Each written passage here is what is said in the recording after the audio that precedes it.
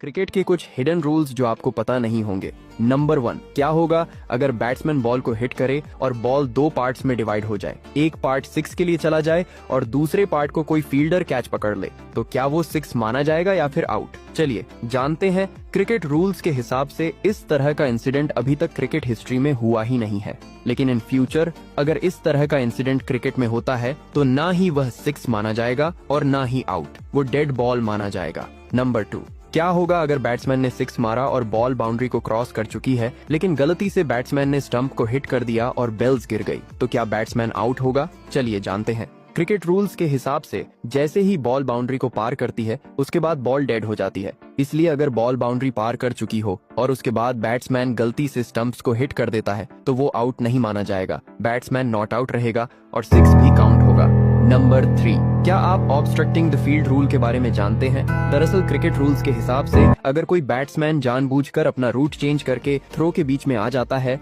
या किसी फील्डर को रन आउट करने से रोकने की कोशिश करता है तो वो batsman obstructing the field rules के हिसाब से आउट माना जाता है।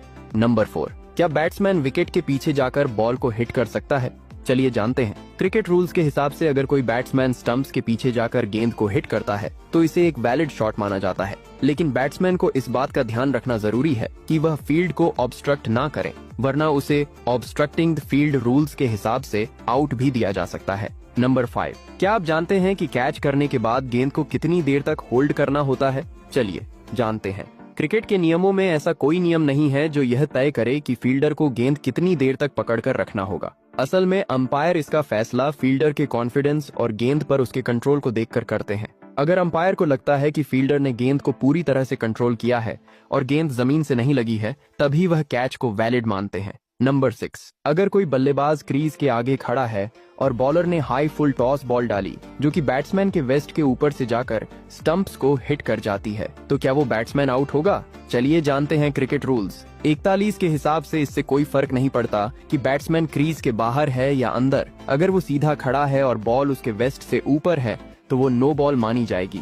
नंबर 7, क्या होगा अगर एक बॉलर एक ओवर में 6 की जगह 7 बॉल डाल दे और 7वें बॉल पर कोई बैट्समैन आउट हो जाए, तो क्या वह आउट माना जाएगा या नहीं? चलिए जानते हैं। क्रिकेट रूल्स के हिसाब से अगर अंपायर से बॉल गिनने में कोई गलती हो जाती है तो 6 बॉल के बाद 7वां बॉल भी वैलिड माना जाएगा और उस बॉल पर आउट होने वाला बैट्समैन को भी आउट माना जाएगा। नंबर 8, चलते मैच में अगर कोई क्रिकेट फैन अपने फेवरेट खिलाड़ी से मिलने के लिए सिक्योरिटी ब्रीच करके ग्राउंड में घुस जाए तो उसके साथ क्या होगा? चलिए जानते हैं। क्रिकेट रूल्स के हिसाब से अगर कोई फैन इस तरह से सिक्योरिटी ब्रीच करता है तो उसे तुरंत स्टेडियम के बाहर निकाल दिया जाता है। उस पर बोर्ड या वेन्यू